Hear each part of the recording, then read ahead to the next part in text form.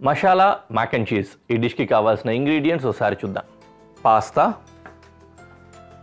Bell pepper, పచ్చిమిర్చి, కొత్తిమీర, అల్లం, ఉల్లిపాయ, వెల్లుల్లిపాయలు, బ్రెడ్ క్రమ్స్, వెన్న, చీజ్, యాలకులు, దాల్చిన చెక్క, పసుపు, మిరియాల పొడి, టొమాటో సాస్. ఫస్ట్ ఏం చేద్దామంటే పొయ్యి వెలిగించి ఎసరు పెట్టుకుందాం పాస్తాని ఉడికించుకోవడానికి. ఇందులో కొద్దిగా ఉప్పు, కాస్త ఆయిల్ వేస్తున్నాం.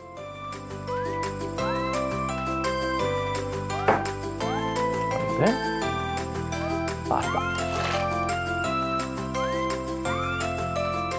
పాస్తా అలా ఉడుకుతోంది. మనము మిగిలిన పదార్థాలన్నీ కూడా రెడీ చేసుకుందాం. ఒక సింపుల్ సాస్ రెడీ చేసుకుందాము. దాంట్లో చీజ్ వేసి ఫ్రై చేసుకుంటాం. మ్యాక్ అండ్ చీజ్ యూజువల్ ఏం చేస్తామంటే మొత్తం అంతా రెడీ అయిన తర్వాత ఒక బౌల్లో వేసి పై లాగానే బేక్ చేస్తాం. అలా బేకింగ్ ప్రాసెస్ కూడా ఉంటుంది. దీన్ని కూడా అలాగే తయారు చేసుకుందాం. ఓకేనా? పెనం పెట్టేసుకున్నాను. పెనం పెట్టిన తర్వాత వెన్న అందులో వేసా అండ్ ఒక్కొక్కటిగా చాపింగ్స్ మొదలు పెడదాం.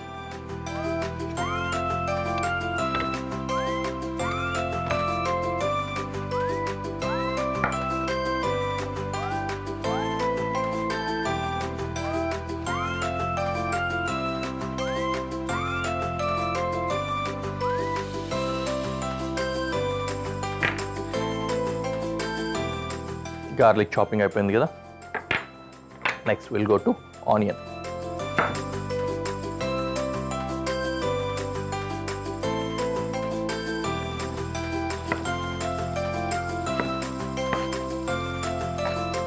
స్మాల్ డైసెస్ కట్ చేస్తున్నాం ఆనియన్ని.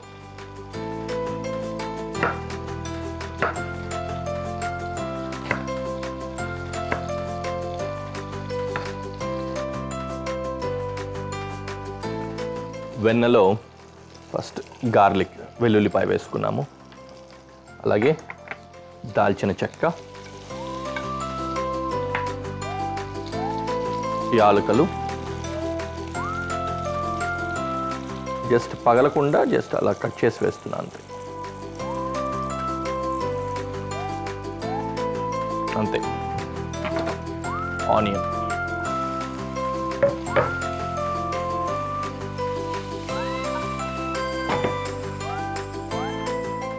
తర్వాత జింజర్ చాప్ చేసి వేసుకున్నాం.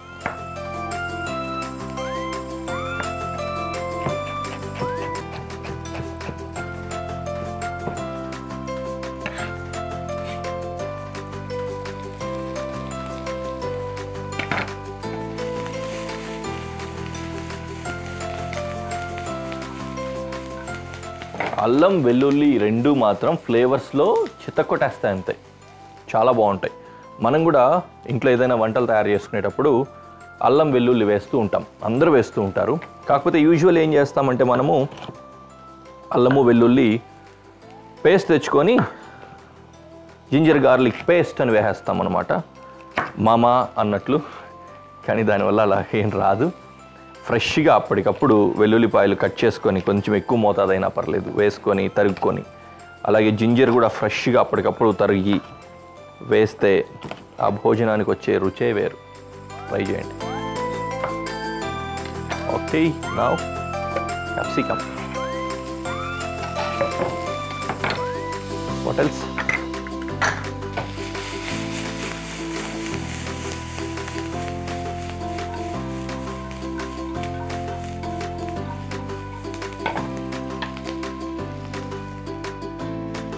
Green chilli, slit and chop.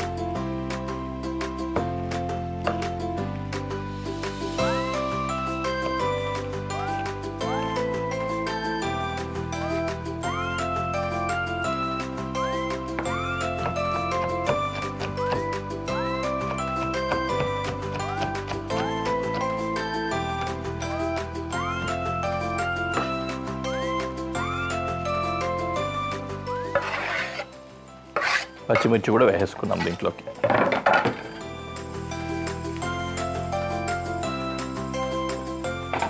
బాగా కారం కారంగా వచ్చేలా ఉంది కదా. పసుపు,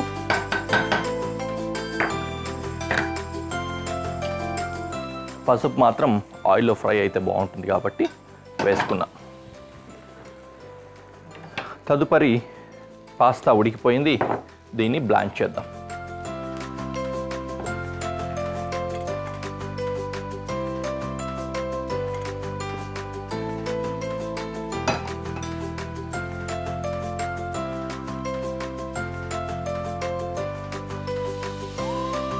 ఉడికిన పాస్తా ఇందులో వేసుకుందాం.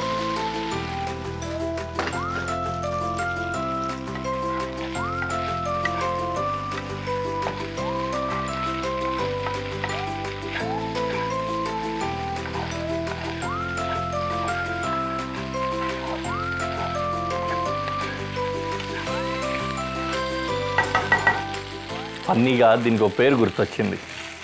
దీన్ని చూస్తుంటే ఎలా అని చెప్పండి. పాస్తా పులిహోర అన్నట్లేదు, పాస్తా పులిహోర అలాగే అనిపిస్తుంది.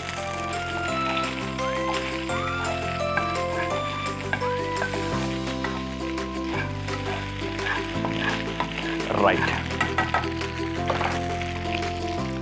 ఇప్పుడు దీన్ని సీజనింగ్ చేద్దాం. మిరియాల పొడి, టొమాటో సాస్,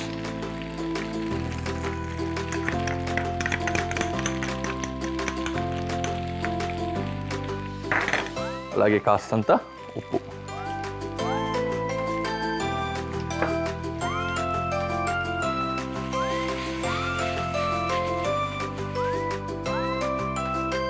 బ్యూటిఫుల్, చక్కగా మిక్స్ అయిపోయింది.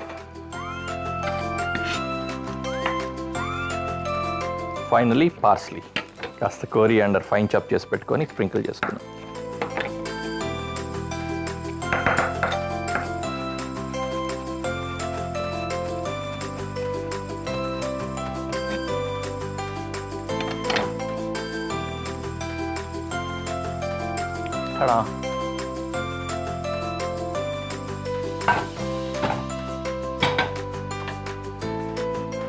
మళ్ళీ సేమ్ పై ఇలాంటివి పెట్టుకోవడానికి ఉండే విధంగానే ఒక బేకబుల్ ట్రే ఏదైనా ఒక పాత్రలో తీసుకొని బేక్ చేసుకోవాలి.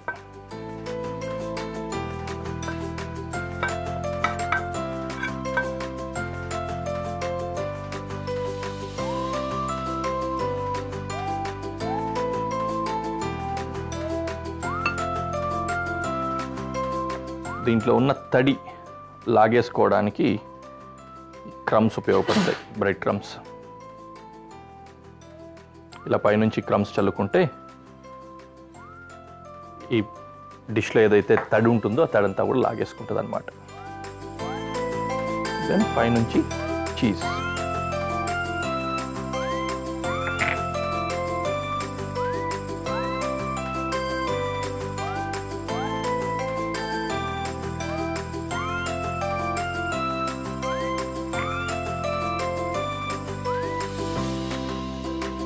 ఓకే, తీసుకెళ్ళి ఓవెన్లో పెడతాను. చీజ్ మెల్ట్ అయిన తర్వాత తీసుకొచ్చి ప్రెజెంటేషన్లో పెట్టి చూపిస్తాను.